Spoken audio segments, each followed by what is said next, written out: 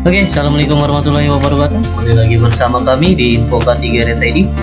Pada kesempatan kali ini kita akan mulai pembahasan baru kali ya, terkait dengan standar akreditasi khususnya bab 2 UKM. Oke. Jadi berbeda dengan rumah sakit, untuk di puskesmas ada salah satu standar di mana standar tersebut melihat terkait dengan upaya kesehatan masyarakat gitu. UKM sendiri memang cocok banget ya ada di puskesmas, bagaimana mestinya, yaitu pusat kesehatan masyarakat. Nah, untuk UKM sendiri ada beberapa EP, jadi kita akan bahas per EP-nya ya. Yang pertama itu adalah terkait dengan standar 2.1, yaitu perencanaan terpadu pelayanan UKM.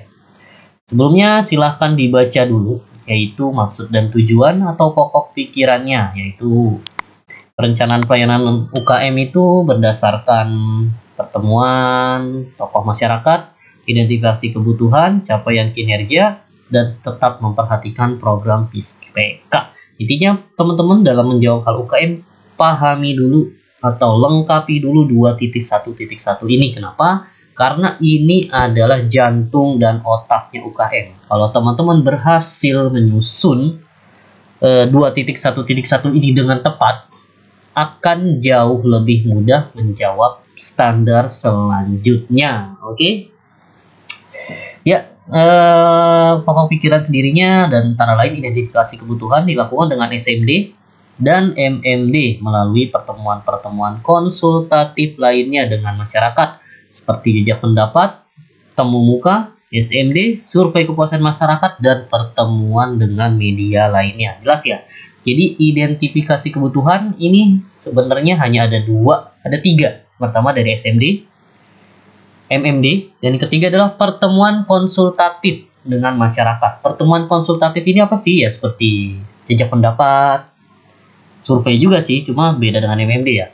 Terus pertemuan langsung, temu muka, lalu juga survei kepuasan masyarakat, ini berkaitan dengan INM ya, Indikator Nasional Mutu, dan pertemuan dengan media lainnya, entah itu lewat Zoom, sosial media, WhatsApp grup. Nah, itu bisa dimasukkan ke identifikasi kebutuhan dan harapan masyarakat.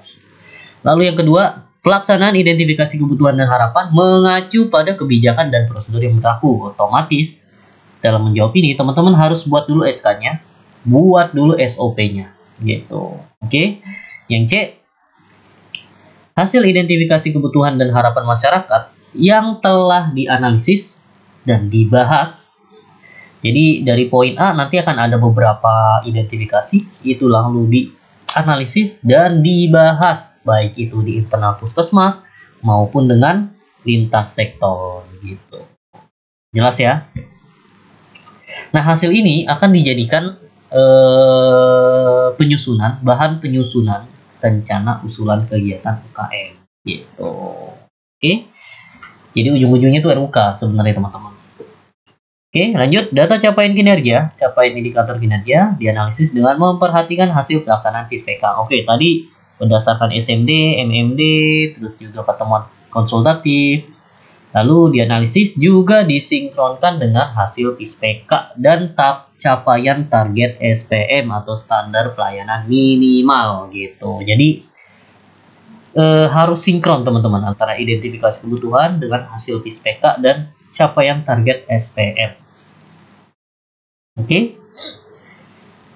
Lanjut, yang terakhir, kegiatan-kegiatan dalam setiap pelayanan UKM disusun oleh pelaksana, koordinator, dan PJ UKM yang mengacu pada hasil analisis dan juga mengutamakan program prioritas nasional. Ini berkaitan dengan bab 4. Oke. Dan yang baru dari bab ini adalah kata pelayanan, kata program ini diganti menjadi kata pelayanan. Kalau dulu namanya program TB, sekarang namanya pelayanan TB. Kalau dulu namanya program Promkes, sekarang namanya pelayanan Promkes. Oke. Lalu apa sih EP-nya? Oke, kalau kita lihat EP bab 2 itu sebenarnya gampang sih kalau melihat kita ya. Mana nih? Oke. EP-nya itu ini nih, teman-teman. Nah nih. Ini 17 masih aman. Oke.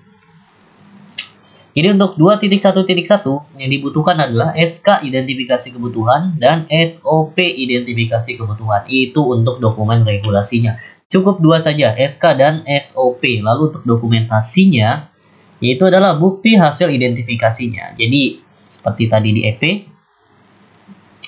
identifikasi itu berdasarkan dari SMD. Berarti silakan teman-teman lampirkan hasil SMD-nya. Lalu kedua, lampirkan hasil MMD-nya. Oke. Lalu yang ketiga, lampirkan hasil pertemuan konsultatif lainnya. Misalnya ada jejak pendapat, kumpulkan hasilnya. Temu muka, lampirkan hasilnya.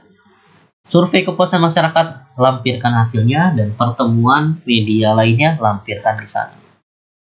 Oke. Bentuknya kayak gimana? Ya, bentuknya itu sebenarnya kita cari aja teman-teman. Backup hasil. Kita coba lihat ya.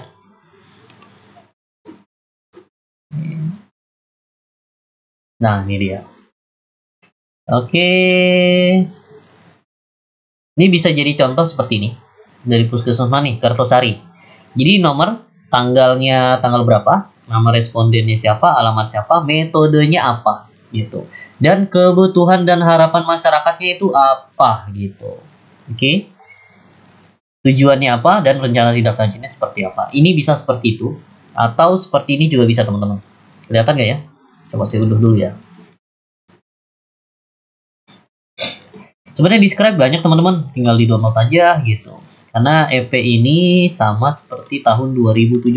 Jadi kalau 2017 sudah ada, harusnya tinggal melanjutnya kan aja gitu.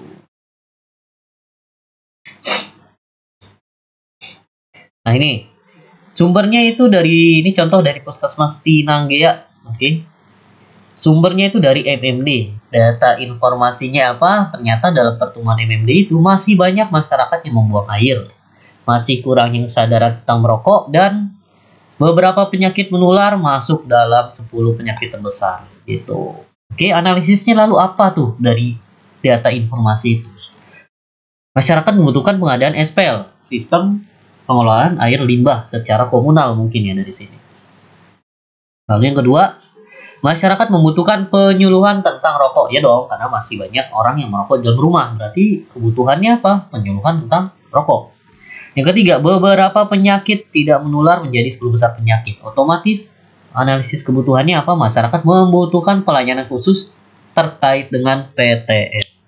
Oke, ini sudah ada informasinya apa, sumbernya apa, informasinya apa, analisisnya bagaimana, lalu tinggal teman-teman membuat rencana tindak lanjutnya. Rencana tindak lanjut inilah yang akan berkaitan dengan RUK Puskesmas gitu. Contoh, dalam membutuhkan SPAL atau pengelolaan air limbah, masyarakat mengusulkan kegiatan ini masuk dalam musyawarah pembangunan desa atau musrembang ya. Lalu untuk penyuluhan bahaya rokok, melakukan penyuluhan bahaya rokok. Oke. Membutuhkan PTM, melakukan pos bindu PTM dan senam prolanis di Puskesmas. Nah, kegiatan ini silahkan masukkan di dalam RUK gitu. Gampang ya? Gampang kan? Sebenarnya tinggal pinter-pinternya teman-teman tuh merekap hasil aja sih. Karena kalau udah ada data informasi, analisisnya jauh lebih mudah. Yang sangat susah itu ketika data informasinya ini tidak ada gitu.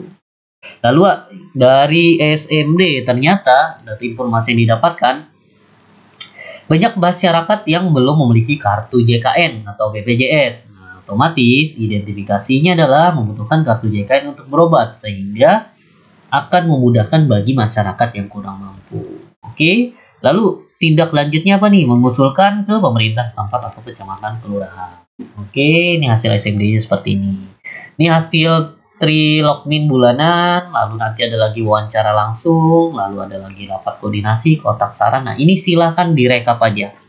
Jadi dokumennya untuk dokumen 2.1.1 dalam menjawab EP ini, nah ini teman-teman lampirkan dokumen ini aja, simple gitu. Oke, inilah yang akan menjadi dasar pembuatan RUK di Puskesmas. Oke, kayak gini aja, simple tapi menjawab EP. Teman-teman bisa dapat nilai 10 kalau menjawab seperti ini. Lanjut, yang kedua adalah hasil identifikasi dianalisis bersama. Oke, dianalisis bersama ini tentu saja dalam melakukan analisis ini sudah berdasarkan hasil kegiatannya. Contoh, dalam kegiatan MMD yang dibutuhkan ini otomatis akan ada analisis bersama ke masyarakat tersebut gitu. Karena ini ujuk-ujuk tidak mungkin nih. Makanya dalam kegiatan MMD, SMD, pertemuan dengan tokoh masyarakat, biasakan teman-teman buat kesepakatan. Kesepakatan inilah bukti teman-teman menganalisis dan mengidentifikasi kebutuhan dengan lintas sektor. Jadi apapun kegiatannya yang mengundang masyarakat, mengundang lintas program, lintas sektor, buat kesepakatan. Karena inilah dasar dari teman-teman membuat analisis atau kebijakan selanjutnya gitu. Oke, jawab ya. Lalu yang ketiga, yang C, data capaian kinerja dianalisis. Oke, jadi tidak hanya ini ya. Tadi kan kalau di sini hanya MMD, SMD, Minlog, pertemuan dengan masyarakat. Nah, teman-teman pastikan masukkan lagi di sini poin selanjutnya, yaitu adalah capaian kinerja. Lalu untuk data informasinya apa? Ya, taruh aja 3 kinerja terendahnya apa. Gitu. Misalkan kinerja terendahnya adalah rendahnya cakupan ASI eksklusif. Oke. Yang kedua, rendahnya cakupan apa lagi ya? Screening kesehatan anak sekolah. Rendahnya cakupan OPM kecaki.